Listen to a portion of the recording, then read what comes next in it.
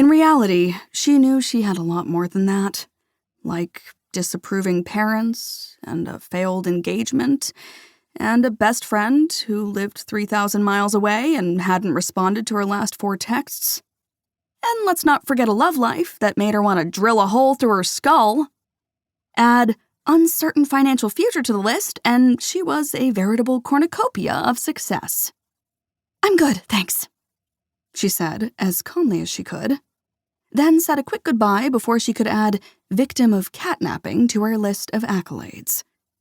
She grabbed both carrier handles and hauled them to her 10-year-old turquoise Mini Cooper, which was already stuffed to overflowing. She didn't look at her house as she backed out of the driveway, nor did she mentally acknowledge the lump rising in her throat. And she definitely didn't glance at Wanderlust Inc. as she drove through downtown, her tattoo shop, which she'd only just closed 4 weeks ago. Permanently. She'd been fighting against the decision for over a year. Just 6 months ago, she'd let Mac go, her only employee who was now working at a fancy shop in Concord, but that had hardly fixed April's financial woes. A small town like Clover Lake had only so many regular clients, and the summer crowd was no longer keeping her in the black. She'd lived in the red for the last 2 years.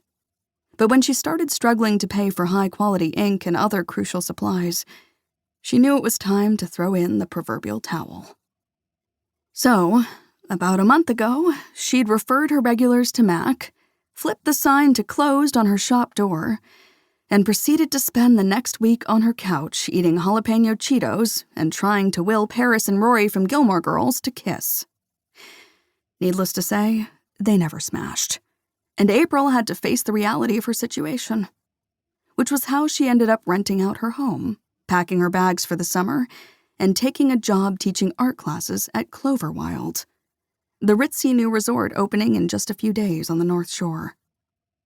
The position came with room and board, a tiny lakeside cabin complete with a cabin mate, and the owner, Mia Gallagher, had asked absolutely 0 questions about April's suddenly wide-open summer schedule and need for housing when she'd applied.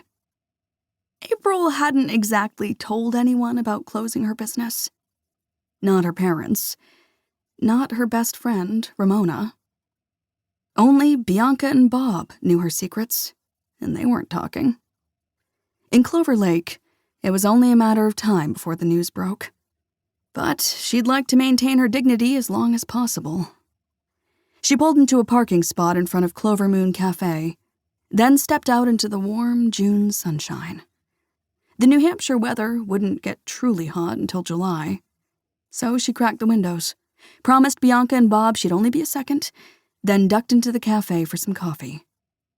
She'd already enjoyed 1 cup this morning in her quaint kitchen, soaking up the way the pale sunlight streamed through her vintage-style windows for the last time. But she needed another hit to get through this day. She stepped inside, the bell over the door dinging, and took in the familiar vibe of Clover Moon.